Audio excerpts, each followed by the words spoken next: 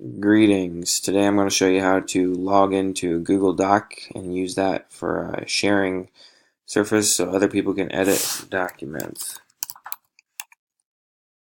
So you're going to go to the website, sign in to your Google account, click up here, and I go to the Google Drive where I can go to all my files. And I made this file earlier today.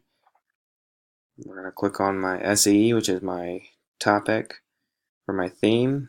There's my paragraph I typed earlier on this Microsoft Word based document, and I asked if anybody had any questions. Please comment them in the space below before I shared this with my best friend through an email up here at the share button, and he typed back what exactly is SAE, and it tells you up here that the anonymous typed back, so automatically saves, and that's how you use Google Docs.